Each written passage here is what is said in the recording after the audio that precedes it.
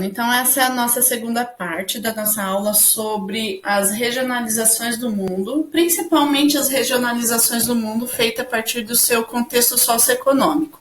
Então, o foco da aula de agora é o quê? Descobrirmos como essa divisão é realizada. Então, ela é realizada através aí de alguns indicadores.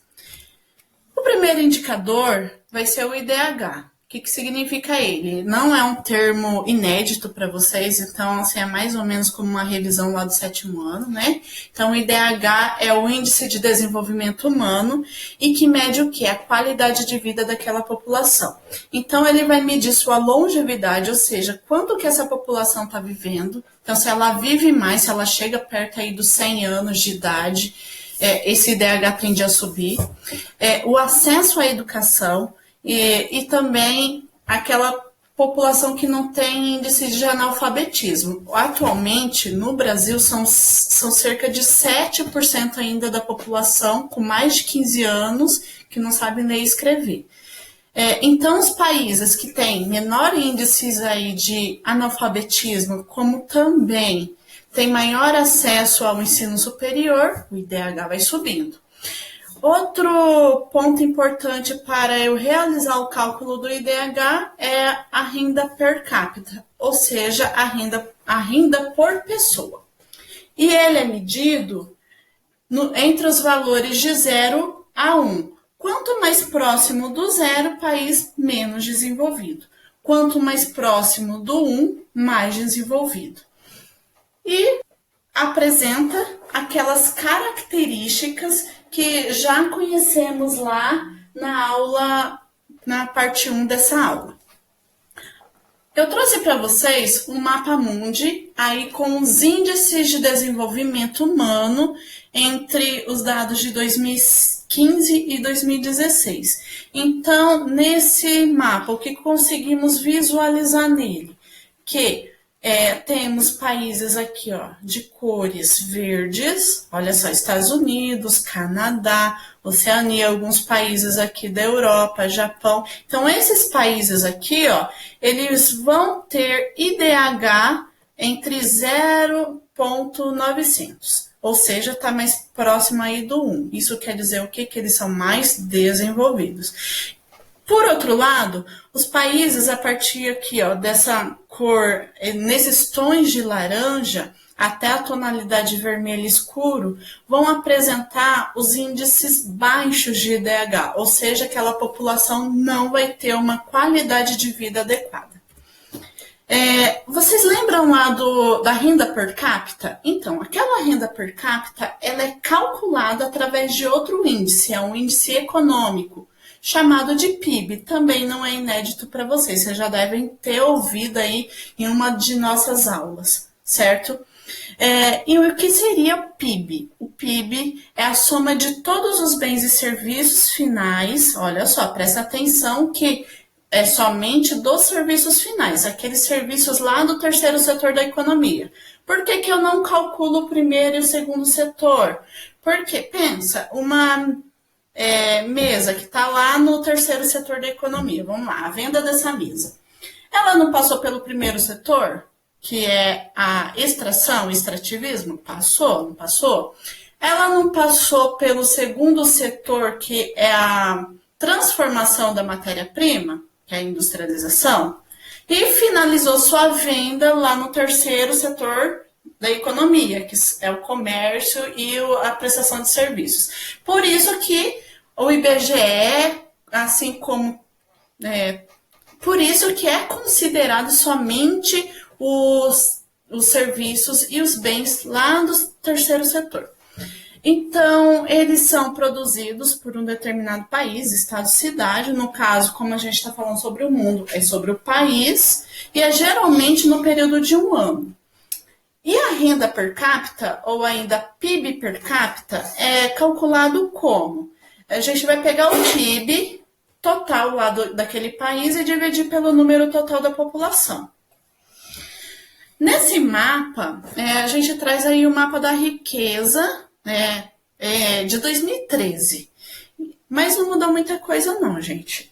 Então, Os países aí apresentando cores vermelhas, eles vão apresentar os maiores PIBs mundiais. E aí, os países de cores amarelas, entre laranja e amarelo, vai apresentar aí uma.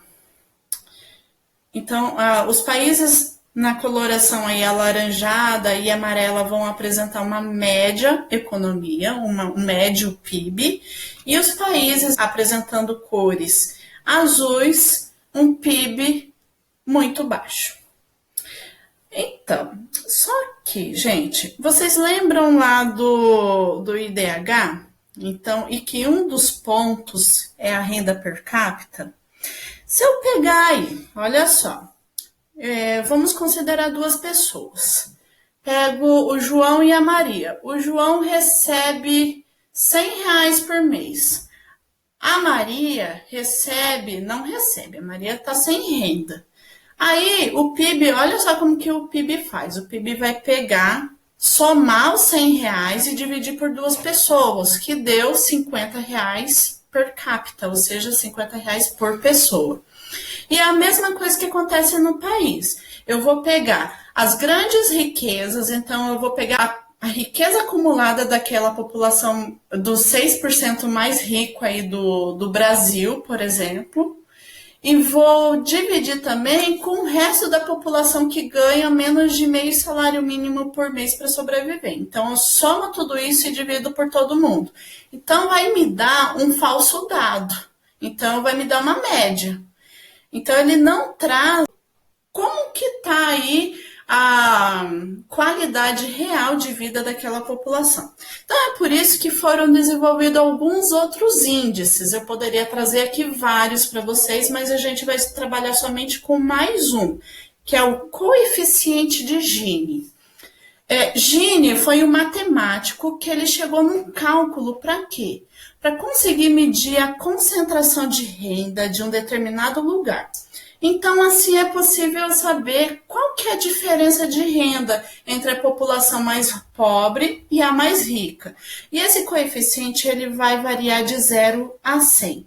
Quanto maior o índice, ou seja, quanto mais próximo de 100, muito mais desigual será aquele país. Então, o país lá que está com um índice de coeficiente de Gini muito alto, vai ser aquele país com maior desigualdade social. O que é desigualdade social? Quando eu tenho poucas pessoas ganhando muito dinheiro e muitas pessoas ganhando pouco dinheiro.